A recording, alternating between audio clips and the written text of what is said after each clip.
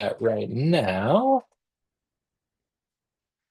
And then just kind of there's about 50 or so students in the kind of in the presentation. So just some general rules. If you do have a question, I'm more than happy to answer questions in the chat. So as I'm going through this, if you kind of see information where you're like, hey, I have a question on this, feel free to throw it into the chat.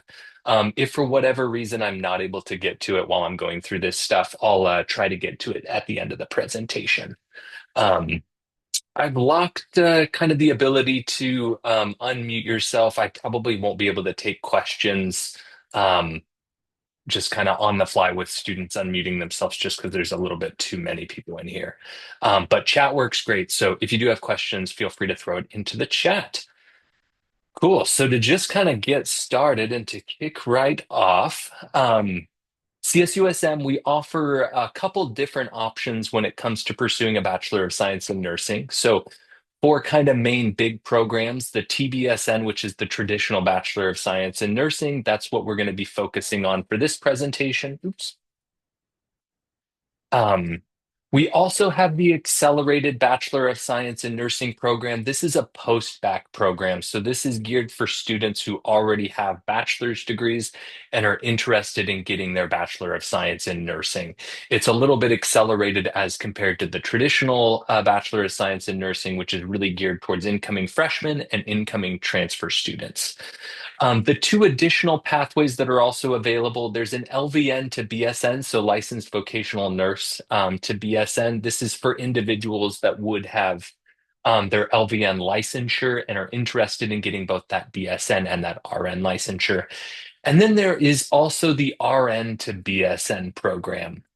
And that's for individuals who would have already had an RN licensure, whether that's coming in from a different state, or maybe you went to a community college and you're interested in adding that RN licensure.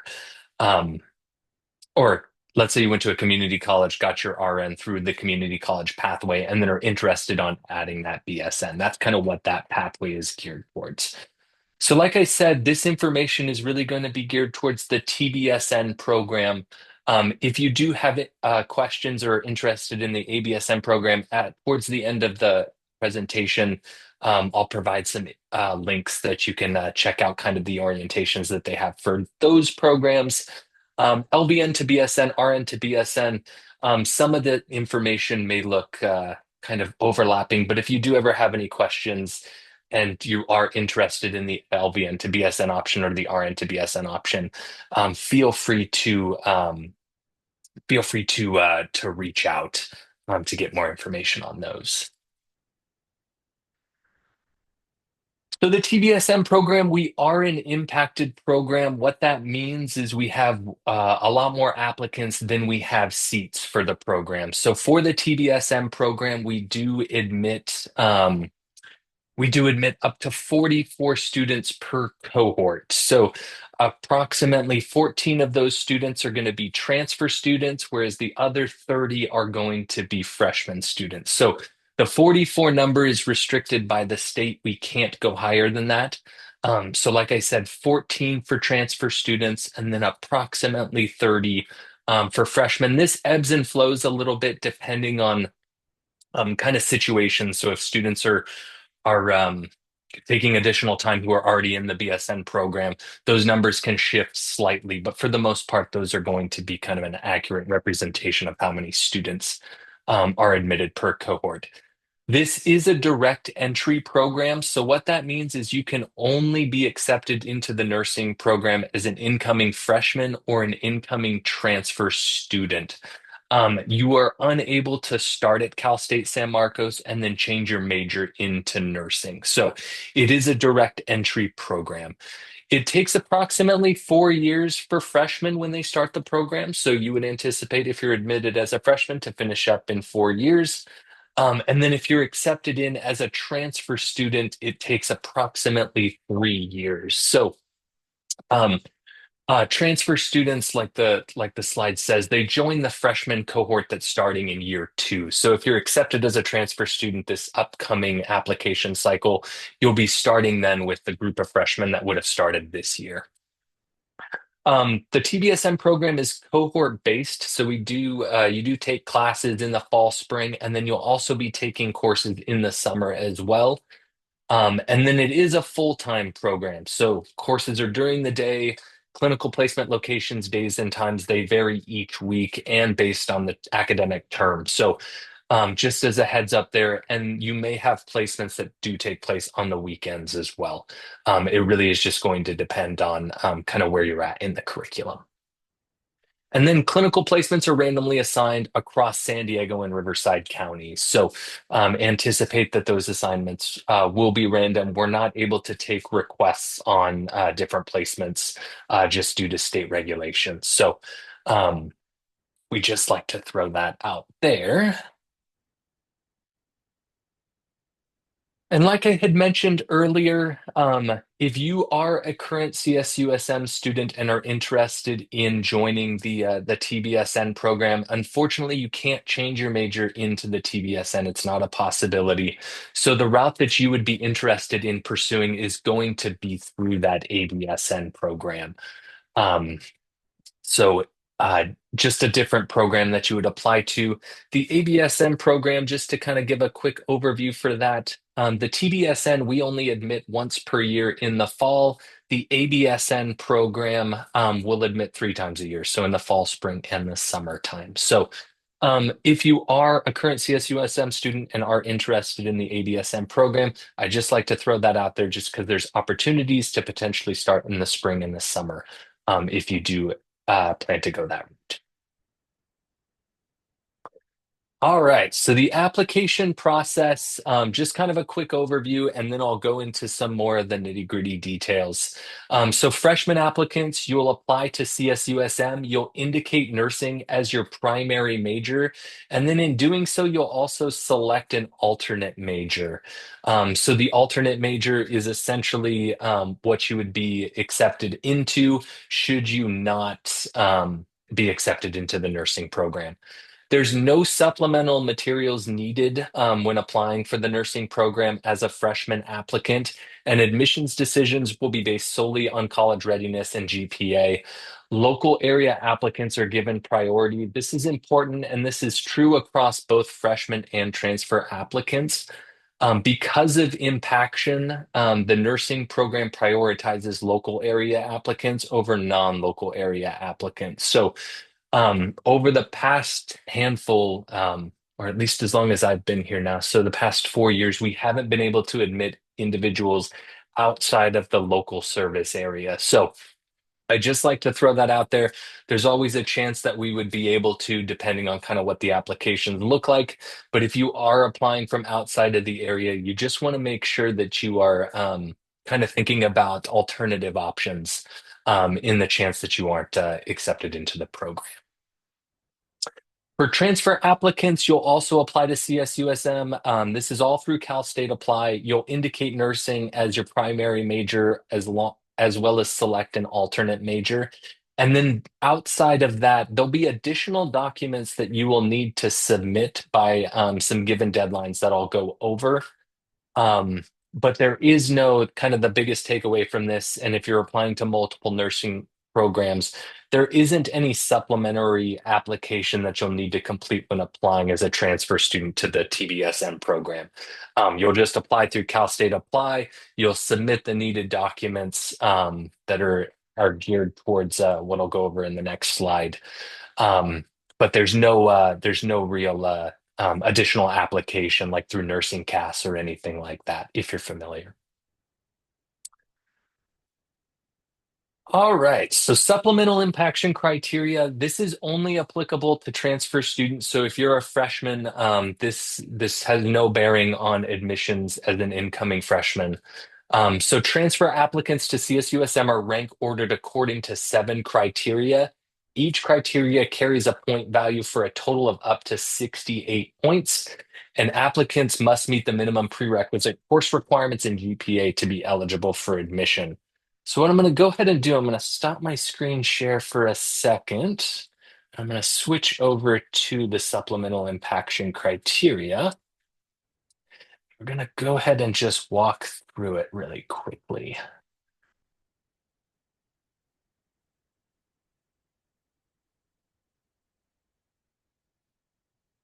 Cool. Can everyone see that okay? Zoom in a little bit because it's pretty small. Okay. So, like I mentioned, this impaction criteria isn't applicable to freshmen. So, freshmen are really just kind of rank ordered based on the multiple measures determined by the Office of Admissions. So, your grades on your college readiness courses as well as your overall GPA is really what freshman admission is going to be based off of. When it comes to transfer students, like I said previously, there's seven criteria overall. So criteria one, pre-nursing core. So your pre-nursing core GPA, that's worth 25 points. Your overall cumulative GPA from the previous fall term is worth 5 points. Your T's test score is worth 12 points. Your language other than English, if you do have proficiency outside of English, that can be worth up to 10 points. Applicable work experience, volunteer experience up to 5 points. Residency, which is based on the last school attended. So that's kind of where the local service area comes into play. That's worth up to 8 points. And then last but not least, if you did complete the four core science requirements in a consecutive 12-month period, that can be worth up to 3 points. So each of those adds up to 28. Each of those scores is the max that you can receive kind of in that area. Um, so, with that in mind, I'll go over some of these. So, the course requirements for the pre-nursing core, there's oral communication, English composition, critical thinking, math, which is going to be a G2 stats course. You do need anatomy and physiology 1 and 2, um, as well as microbiology and inorganic and organic chemistry. Here we have the equivalent of the CSUSM course. So if you're coming from a community college, you'll want to use assist.org to verify if the course you've taken is applicable to the appropriate requirement. If for whatever reason, if you're coming outside of a local service area school and you do not have a course that's articulated on assist, you'll just need to use your best judgment in terms of matching coursework, specifically for like the math, A&P, microbiology, and chemistry courses. Um, we unfortunately received too many applications to do kind of reviews of students' transcripts to pre-approved courses taken at outside institutions. So when it comes to transfer coursework, like I said, you'll just use your best judgment that the course you're taking matches the description provided on the right. Should you be admitted to the program, the faculty will review your coursework to make sure everything looks good. For the most part, they'll give a decent amount of kind of leeway for courses that are taken outside of Cal State San Marcos, provided that they do match kind of the requirement needed. So if you do take a course outside of Cal State San Marcos and it's obviously a statistics course, the odds of it being approved would be relatively high. Couple things to keep in mind. I won't go over all of this in a ton of detail, but I do want to point this out because this is important. You do need a grade of C or better in each of these courses. A C minus is not acceptable. And only two of your science courses may be completed with a B minus or less. So, if, for example, you're applying to the program and you completed anatomy and phys one and got a C, anatomy and phys two and got a C, and then microbio and got a C, you would not be eligible for the program. Another important thing to note too is that courses with substandard grades, so C minus or below, can be repeated only once, and the grades that you do earn will be averaged. And then if you do earn an initial grade of C or better, that course cannot be repeated and we won't accept it. So if, for example, let's say you take anatomy and physiology one, let's say you get a C the first time, and then let's say you retake it the following semester and you get a B, we will only count the C when we're calculating this for admission. So um, just want to provide some context there. All right. Next up, so this is the breakdown, and let me just go ahead. I'll throw this in the chat for y'all too. Um, this is just a link to the supplemental impaction criteria. So this is the breakdown of points. So a 2.7 to 2.8 GPA gives you 1 point, whereas a 3.96 up to a 4.0 would give you 25 points. And this is your GPA based off of the pre-nursing core. Next up is cumulative GPA. This one's pretty self-explanatory. You'll just be assigned a point based on what your GPA kind of threshold is. So anything less than a 2.75 gets you 0 points, and then a 3.92 through a 4.0 will give you five up to 5 points. So that's the breakdown there. Next up is the TEAS exam. So all transfer applicants are required to take the TEAS exam. You will be taking TEAS exam version 7. Um, we do have a minimum score of 71%. So just something to keep in mind if you've taken this before and received lower than that, you will need to retake it. We do not accept any other assessments in lieu of the TEAS exam. One thing to note, though, is we do allow repeats for the TEAS exam. So the TEAS exam may be repeated up to 3 times, and we'll only use the highest score that you receive. So taking this kind of broadly, you essentially have the opportunity, at least with us, to take the TEAS exam up to 4 times. So the first time being your initial attempt, and then 3 retakes. So 4 in total. Um, so, like I said, if you end up taking it 4 times, for example, let's say the first couple of times you receive like a 72, 73, 74, and then on the fourth time you receive a 98, we will only use the 98 when we're calculating this. So your other scores won't be factored in. And this is the breakdown here. So 71 to 73.5 will net you 1 total point, and then all the way up to 98.6 through 100 will give you the full 12 points.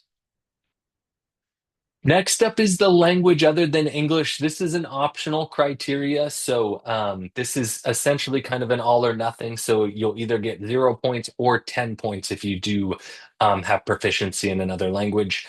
You can demonstrate this proficiency in a couple of different ways. So an intermediate or above college level language course. So like here at Cal State San Marcos, the equivalent of Spanish 201, intermediate Spanish for Spanish with a grade C or better will meet this requirement and would give you those 10 additional points. You can also take the MLS written proficiency test. There's up to 20 languages offered through the Language Testing International, which is essentially the company that helps to facilitate that exam. Um, if you're interested in taking that written proficiency test, you'll want to reach out to testing services at Cal State San Marcos, and they can help to get you set up and squared away with taking that. And the score that you receive, you do need to receive an intermediate mid or above. So when you do if you do take the written proficiency test, your results will come back with intermediate low, intermediate mid, intermediate high, advanced low, kind of a breakdown like that. So we are looking for intermediate mid or above. Um, and that's the language other than English. Like I said, it's kind of an all or nothing category. So you'll either get 0 if you don't have anything, or 10 if you do have kind of demonstrated proficiency. And then next step is going to be work and or volunteer experience. So this is up to worth up to 5 points in total. Um, the breakdown for this is a little different depending on whether you have work experience or volunteer experience, and whether that experience is part-time or full-time. So anything less than 6 months at part-time will give you half a point. At full-time will give you 1 point. Over 3 years of experience at part-time will give you 2.5 points, or full-time experience will give you up to 5. Volunteer hours are based on kind of an hour threshold. So 50 hours or less for 1 point, over 200 hours for up to 5 points. We have some examples of applicable work experience in the categories here.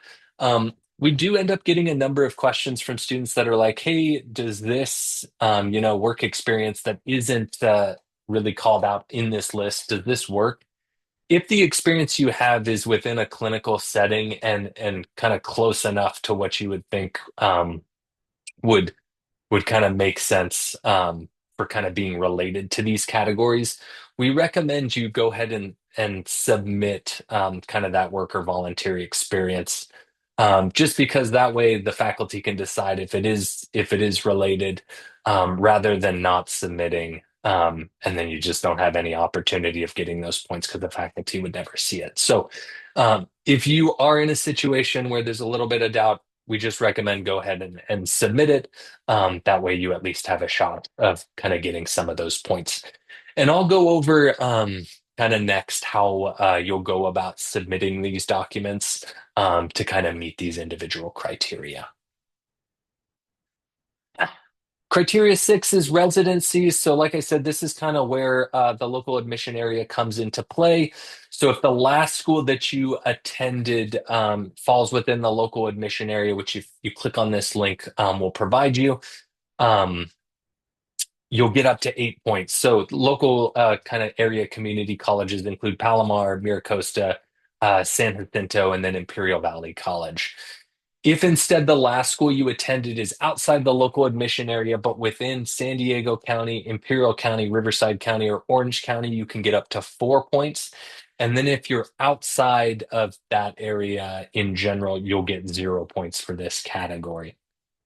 Um, so, like I said, local admission area does play a role in the admissions process. So, um, like I had mentioned previously, we haven't been able for the last couple of admission cycles to admit individuals outside of the local service area. Um, However, that's not to say that it couldn't happen this admission cycle. You just want to make sure that you have kind of an additional plan when it comes to pursuing nursing. And then last but not least, criteria seven, which is the pre-nursing core science courses. So applicants who complete the four pre-nursing core science courses, so chemistry, AMP 1 and 2, microbiology within a 12-month period can receive up to 3 points. So again, this is an all or nothing. So you either completed them in 12 months or you didn't.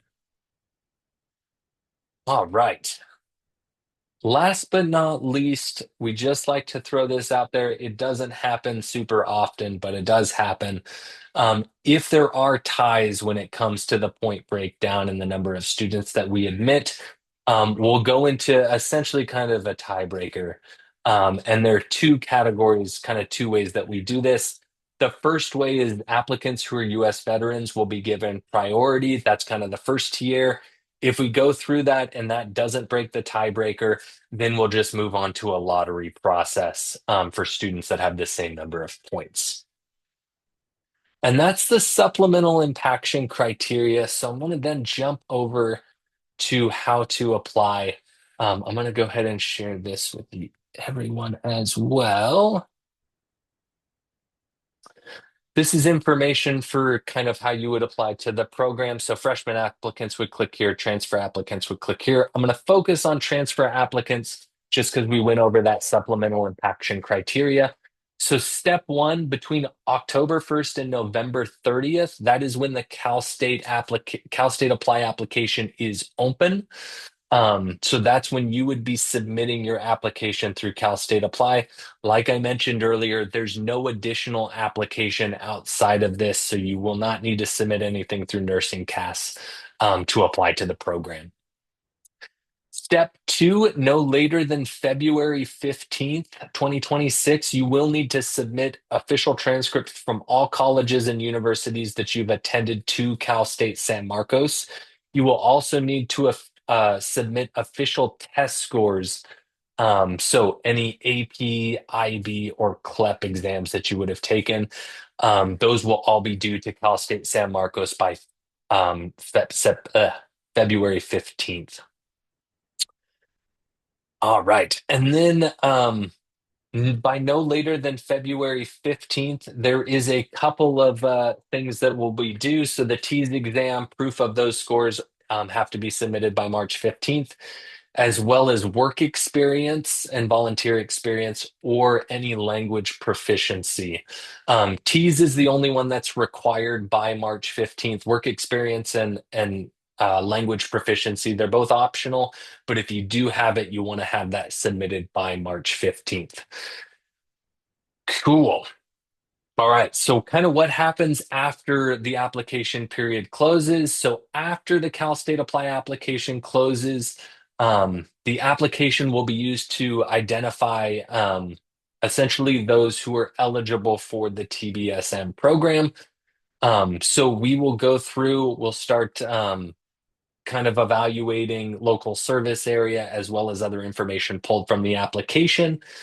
By March 3rd, 2026, applicants who by us in admissions going through kind of Cal State Apply, preliminarily qualified applicants will be contacted via email about the process for submitting the documents contained within step three.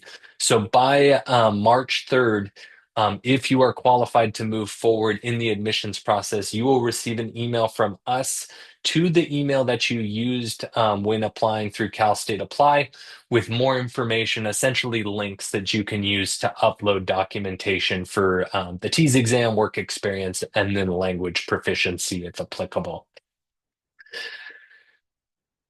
After we get all of that information, like I said, March 3rd, you'll get the link, you'll submit everything. It's all due March 15th. So TEAS, work experience, language proficiency. Once all of that is into us, we will then kind of go through all of the information and begin rank ordering applicants based on the supplemental impaction criteria.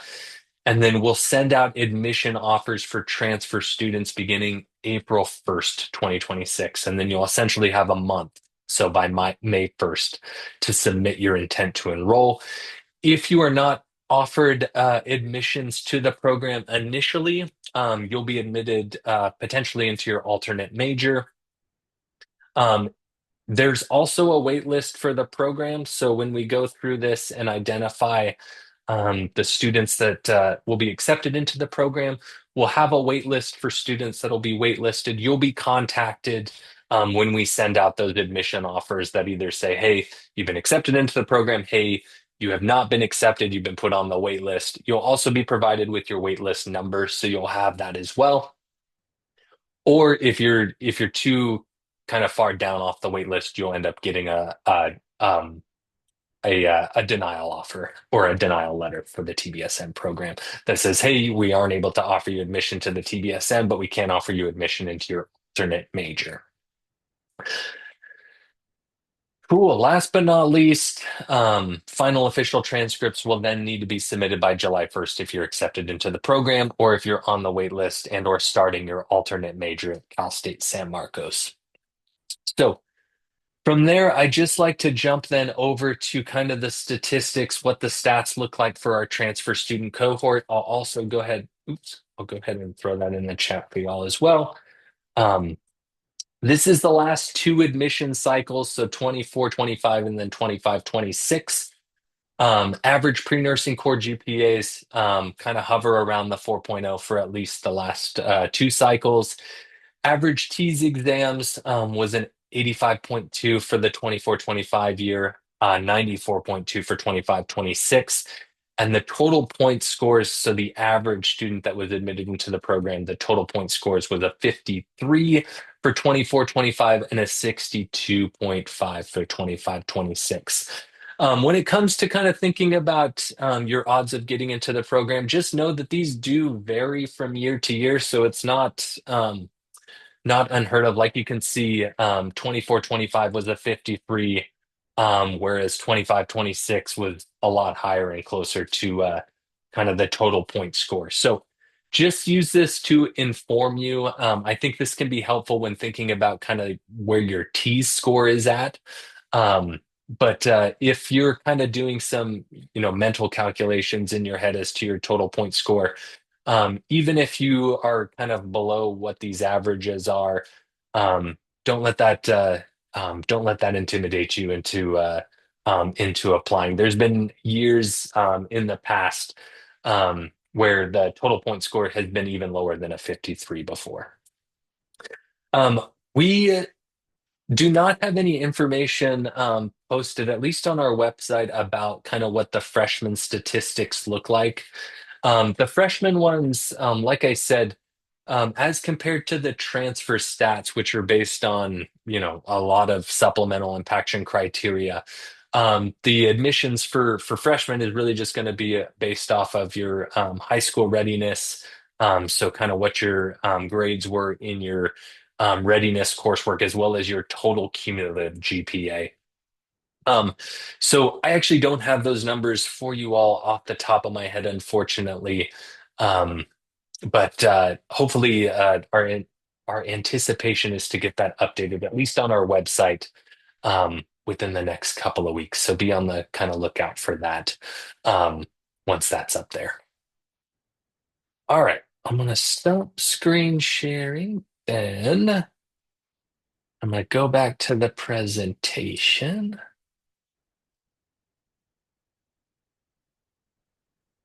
And then once I finish up with the presentation, I'll then take a look at all the questions because I know there's a number of questions kind of in that chat.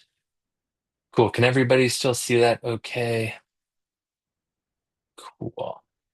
All right. So after applying, so like I mentioned, transfer students, you'll find out in early April.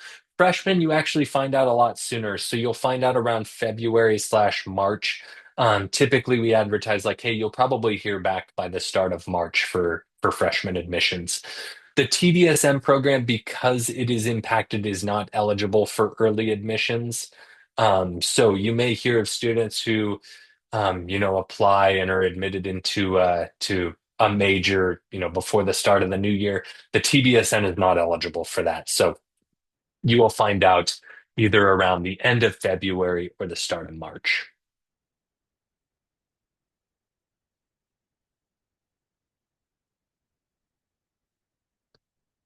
And with that, that is the entirety of the presentation. I'm just going to cruise back through really quick and see kind of what questions were put in the chat. If you do ever have kind of any questions, feel free to shoot us an email, especially if you have kind of questions about more of like a nuanced situation where you're a little bit uncertain as to kind of what this process will look like specifically for you. Definitely shoot us an email. We're more than happy to kind of help. Um, but with that kind of brings us to the end of the presentation. Like I said, I'm going to go through the chat really quick and kind of answer questions. So feel free to stick around if you do kind of have additional questions. Um, Somebody asked a question earlier about prereqs and if there's like an expiration date on your prereqs. There is not an expiration date. So if you did take prereqs, a couple of years ago, they would still be eligible for the admissions process. So there's no expiration date for prerequisites for the TBSN program.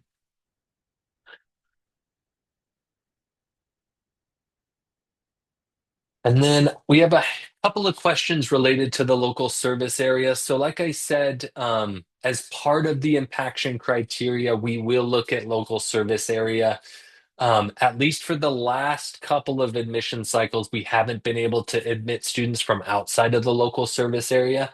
That's not to say that that wouldn't change for this application cycle. It's really just going to vary on how many students apply. Um, but as of right now, like I said, we haven't been able to admit historically from outside the local service area. And in terms of total cohort size, each cohort for nursing is 44 students. So 14 of those students will be transfer, and then 30 of those students will be freshmen. That can vary a little bit, usually by one to two students. But generally speaking, 14 for transfer admits and then 30 for freshman admits is typically a good baseline for how many students are admitted. Good question on the prereqs. So somebody asked, what about prereqs that are in progress for the spring semester? So let's say, for example, you're applying as a transfer student and you're taking microbiology in the spring. So you won't have a grade when we're doing the evaluation process. That's not an issue. You just need to make sure that you have all prerequisites completed by the end of the spring semester. If you do have any in progress prerequisites, they just won't count towards the GPA that we calculate. So That can either be helpful, or it could also not be helpful when it comes to the GPA calculation. So if you are taking, microbiology in the spring and you have an A in the class, we won't be able to take that into account when we're doing the admissions process, since the grade would still be in progress. So, like I said, no issues if prerequisites are in progress for the springtime when it comes to admissions. They just won't be counted as part of the GPA. And then you just need to make sure that you have all your coursework completed by the end of the spring. If you do end up with coursework that's in progress in the summertime, you wouldn't be eligible for the program. So just want to throw that out there.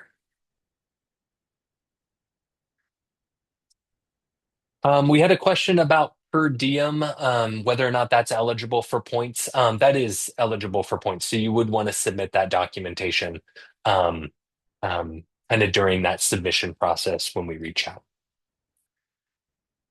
Another good question. Somebody asked if American Sign Language counts as a language other than English. It does for purposes of this. So if you do have coursework in ASL, that would work um, to meet that requirement. Another question, someone asked if you have to take the TEAS exams prior to applying. You do not have to take these TEAS exams prior to applying. We won't take a look at your TEAS exam score until that March 15th deadline. So you really have up until March 15th um, to continue to take the TEAS exam. And like I mentioned, you'll be able to take it, at least for us, up to 4 times. So once during your initial time, and then up to 3 retakes, so 4 in total. And then where do we submit all of those? Like I had mentioned, and kind of in that how to apply, once we identify students that are eligible for the program, at the start of March, we'll send out to the email that you use to apply to the program. We will send out kind of the link that you will use to upload that documentation. Another question about, does a sterile processing technician apply for the work or volunteer experience? Most likely, yes, since it's an allied health field, it most likely would. So I would definitely recommend um, submitting that documentation um, once that time comes. Yeah, somebody had a good question about the local service areas. So maybe what I'll go ahead and do, because this tends to be a question that pops up relatively often. I'm going to go back over to kind of what that looks like. And this link is in the supplemental impaction criteria if you do ever have questions on it. But let me go ahead and just give you the link in the chat real quick. So that's the link there. And I'll go ahead and share my screen just to go over it. So this is kind of what the local service area, what Cal State San Marcos means for local service area. So these high school districts here are going to be used for freshman admissions. And then below that, these are the schools that are going to be used for transfer admissions. So um, I won't go over all of them, but basically for San Diego County, you can think of it as school districts that are north of the 56, so everything north of Del Mar. Um, and then kind of southern Orange County and then southern Riverside County for the most part. But this is essentially what will be utilized when admissions is taking a look at local service area.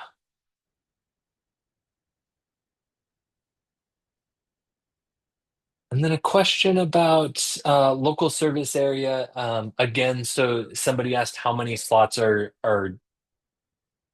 students from the local service area accepted into the program. For the last at least 5 cycles, it's been nothing but local service area students. So we haven't been able to admit outside of the local service area. So all 30 slots for freshmen were local service area students. All 14 slots for transfer students were also local area students.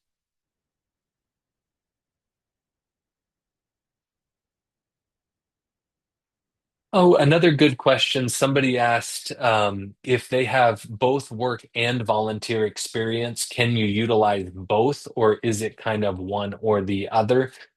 You can utilize both. The exception to that is you will only receive a max of five. So if you do kind of have split, we can utilize both. But we wouldn't be able to give you anything above five since that's the cutoff for that criterion.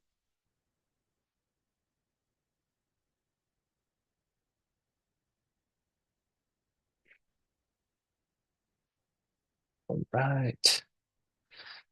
And then a couple questions about the average GPA of incoming freshmen. Like I said, I unfortunately don't have that information at least on me at this time, but we do plan to have our website updated with that information in kind of the next week or so.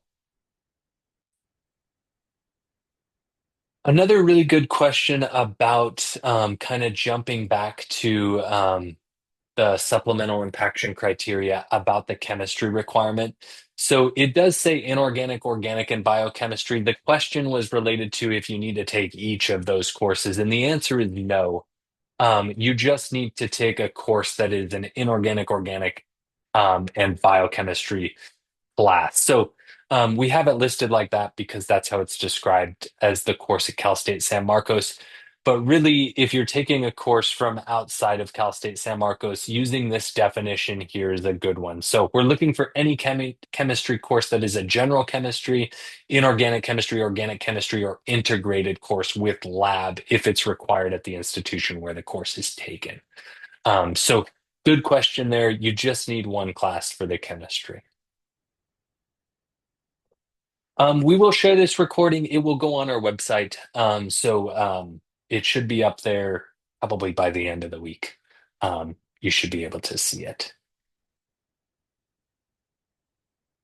Another good question about volunteering and whether or not that would help incoming freshmen. It does not. So, like I said, the freshman application process is is pretty straightforward for the most part in the sense that there isn't anything additional that students need to submit for freshman admissions. So the admissions team will not take into account anything outside of kind of your GPA and college ready courses when they are evaluating for admissions. Excuse me.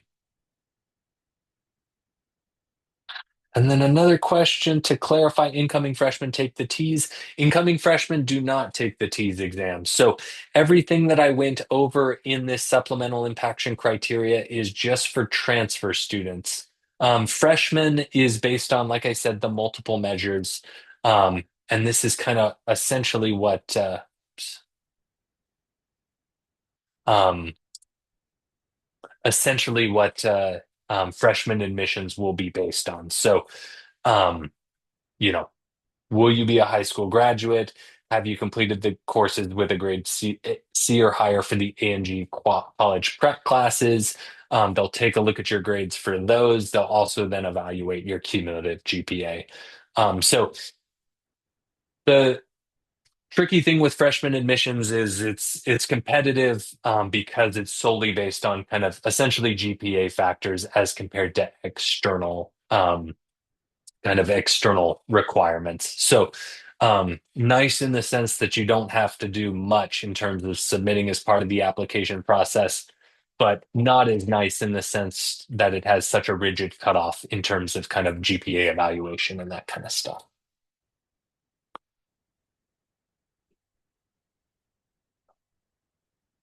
An anthropology course, somebody asked if an anthro course would be applicable to kind of the pre-nursing core. Um, It may or may not. So it's not explicitly required, at least for the pre-nursing core. If your anthropology class does count as like a GE 1B, so a critical thinking class, then it would work as a prerequisite. But as a standalone prerequisite, anthropology is not required.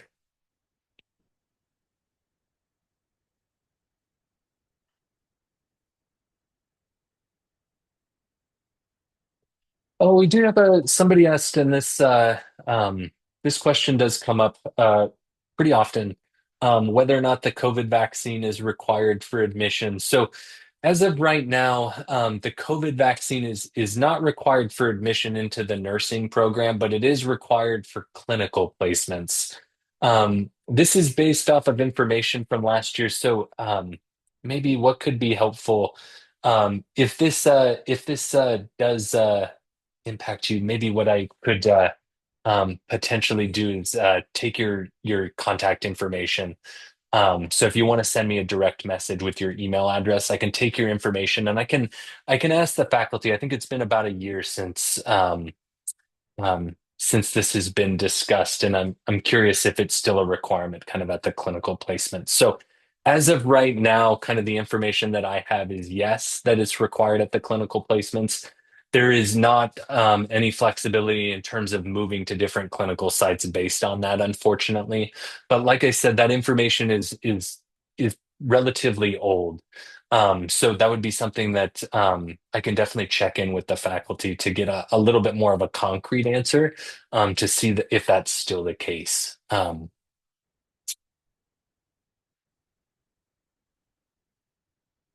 In terms of, we have another question related to um, volunteer hours in high school.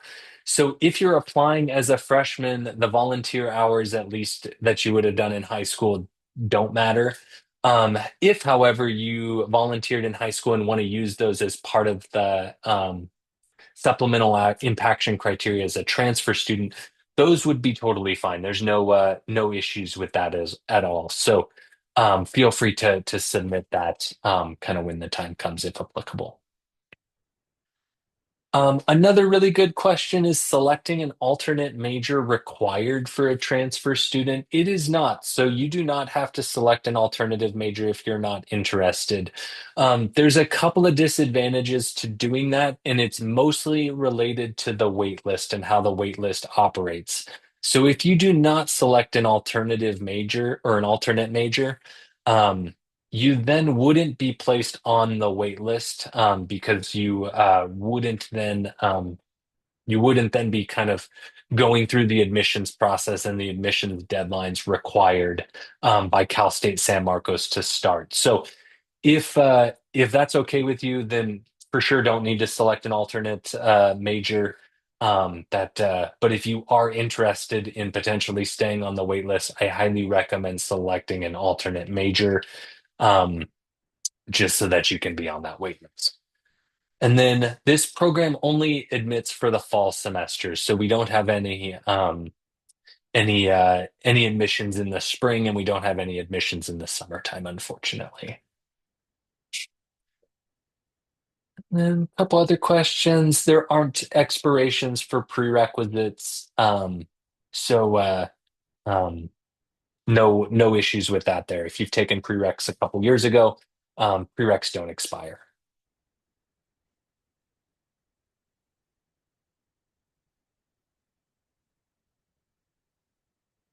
Another good question. Somebody asked if only incoming freshmen is strictly geared towards students that are coming out of high school. And the answer is that it can vary a little bit. So if you reached out with that kind of situation, I recommend sending us an email and I'll put our email again in the chat, just so that we can talk a little bit more about your situation. It can depend. So ultimately, it it can depend kind of on the situation. Let's see. Sorry, just trying to make sure I don't miss anybody's questions. Another really good question. Somebody asked if they would be considered a transfer student if they applied with a prior bachelor's degree. So you can technically apply to the program if you already hold a bachelor's degree. It generally isn't something that we usually recommend, just because of how few applicants are accepted into the program. So, because of how the impaction criteria is set up, if you hold a bachelor's degree, you wouldn't be considered a local area applicant since that's based on community colleges. So that would just be something you would want to be cognizant of. That's kind of where the accelerated Bachelor of Science in Nursing um, can can be helpful just because unlike the TBSN, which is considered state funded, so since we're state funded, we have a lot of kind of rules that are governed by the state. Whereas the ABSN is considered a self-funded program, so there are um, less kind of rules per se in terms of how many students they can admit and how often they can admit for the program. So just to kind of to round out that answer, yes, you can apply to the TBSN if you already hold a bachelor's degree.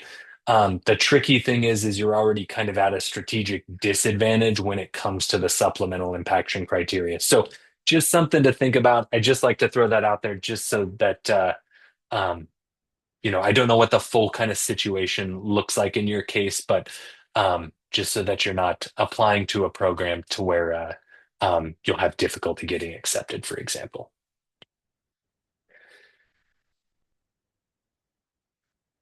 Somebody asked if it's okay to take the language proficiency test, even if you don't have college coursework. So It it's okay to take the written proficiency exam if you don't have any college coursework. That's really no problem at all. So if if you do speak a language outside English, don't have any coursework to cover it, that's where the written proficiency test will come into play for meeting that.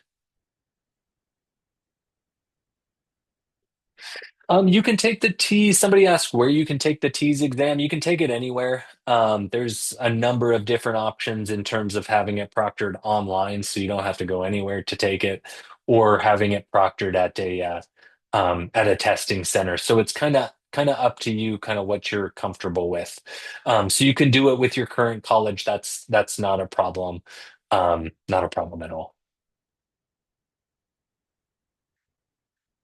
Is the application process different for veterans? It depends on the program that you're applying to. So if you're applying just to the TBSN program, then the application process will look identical to just what I went over. If you're applying to the Veteran to Bachelor of Science in Nursing program, then the application requirements look a little bit different. That program is really geared towards trying to utilize what would have been experience that you would have had in the military to potentially cover some of the requirements of the nursing program. So, um, the Veteran to BSN program, stop screen share. I'm gonna go ahead. Just going to provide a link for what that pathway looks like, just so you have it.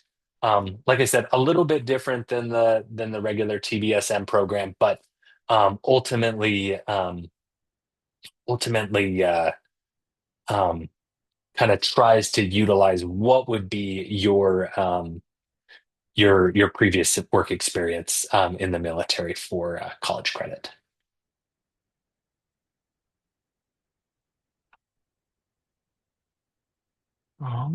My last school.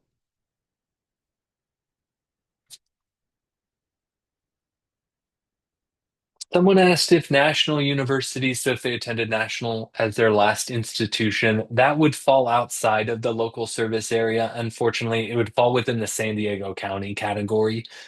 So just something that you would want to keep in mind when applying to the program.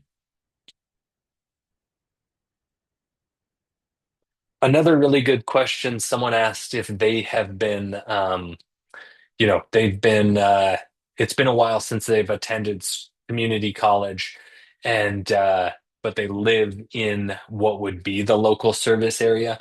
When the local service area is being figured out by admissions, they will only take a look at where you last attended school.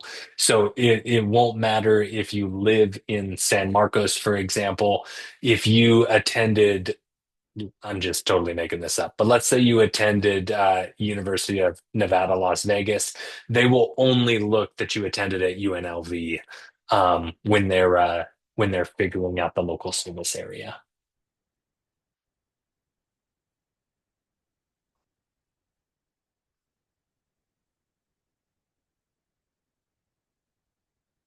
Is there a minimum in terms of volunteer hours? Um, the minimum, I guess, would technically just be, I guess we've never gotten this question, but I assume it would be at least an hour, would be the minimum for volunteer service. That would give you up to 1 point. I don't know if we've ever had someone submit less than an hour, so I would have to double check on that, but I think 1 hour will be a safe bet for volunteer experience. Does AP Spanish count as being proficient in Spanish language? It can potentially. When we utilize the AP scores, we'll take a look to see what your score in particular transfers to at Cal State San Marcos. So let me go ahead. I'll send you. I'll send you this link here. This is essentially what Cal State San Marcos Wood Admissions utilizes for figuring out which um, AP score correlates to what Cal State San Marcos class. So if your AP score is high enough to give you intermediate level Spanish or above, then it'll work great. There's no problem with that.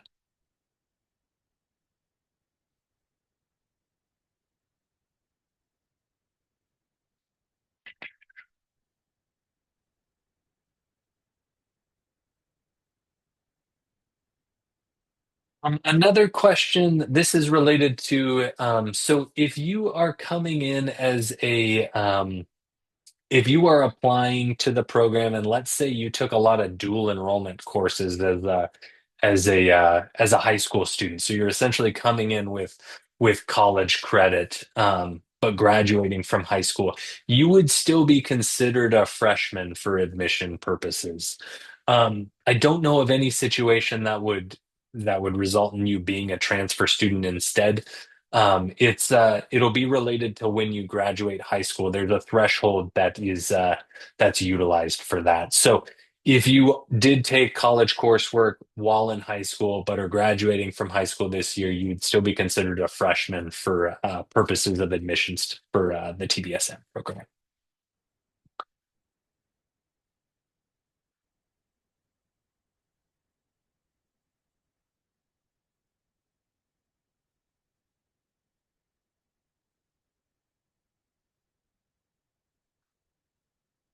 Someone asks if you have a master's degree from a non-regionally accredited college to qualify, would you qualify for the ABSM program? I actually don't know the answer to that question off the top of my head. If you did ask that question, um, let me send you the email that you would want to reach out to um,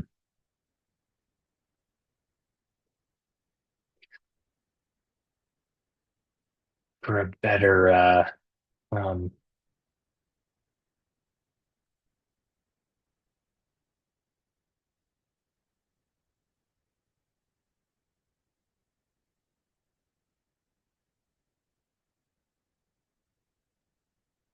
so I'm going to send you a link here. Um, This is for the ABSM program. So this is where you can schedule kind of advising appointments. So you can reach out to the recruitment specialist for the ABSM program. They would have an answer to the question um, related to admissions for that.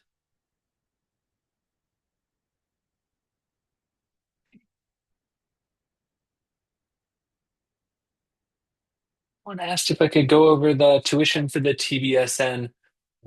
I think,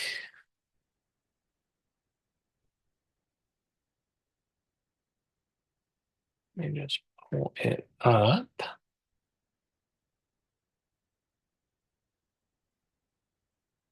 I'll share my screen real quick. So tuition for the TBSN, so it varies based on semester. So for the fall and spring semesters, you'll pay kind of the standard tuition. Um, and then for summer semesters, you'll be charged at the extended learning tuition rate. There isn't a huge difference between the two.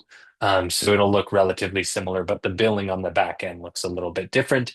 There's also some startup and clinical placement costs. So I'll share this link in the chat, just so you can take a look at this.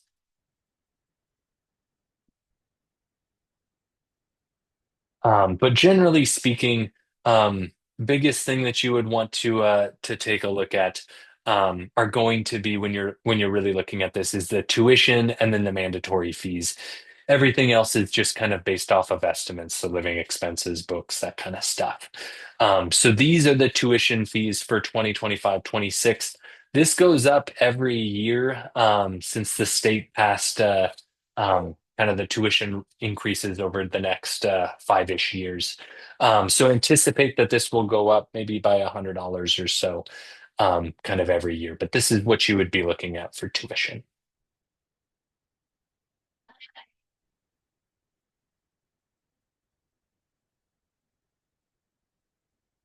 Somebody asked if the teas can be taken online or in person. We don't take a look at the modality for which you've taken the teas exam. So if you end up taking it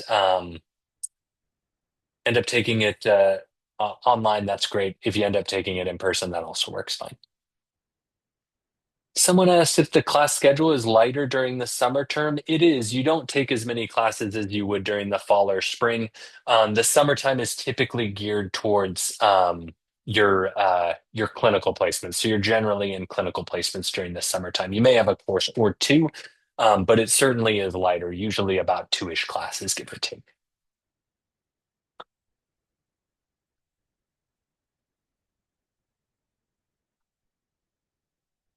Oh, someone asked about kind of if you're taking a look at if you're taking a look at the PDF that's online on Assist for what's needed for the nursing program about the anthropology course being on there.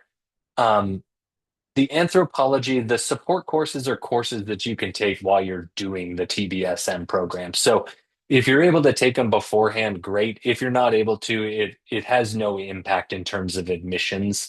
Um, it is just a course that you'll have to tack on. There should be two of them. There's like a cultural anthropology and then a psychology course. Like I said, they're not needed for admissions. If you don't take them before starting the program, it's no problem. You end up taking them in the program anyway. So those two courses do not matter for eligibility. We do not offer a CNA program, unfortunately.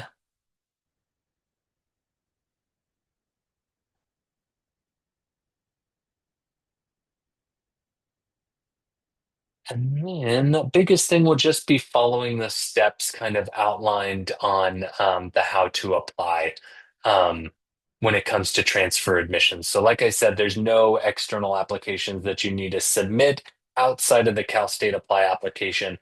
Everything else will either be submitted directly to the registrar's office, like your official transcripts, or will be submitted to us when we reach out kind of with the link provided to upload T's work experience and language proficiency.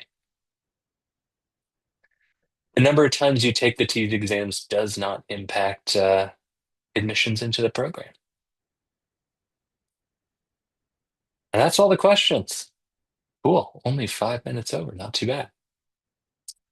I do have to end this session, but I do appreciate you all taking the time. If you sent me over your email, I did take it and um, have it kind of on file for when I find more information about the COVID vaccine. I'll send that over to you. That way you have it. Um, but outside of that, I really appreciate you all taking the time. If you do ever have any additional questions, feel free to shoot us an email. It's just CEHHS.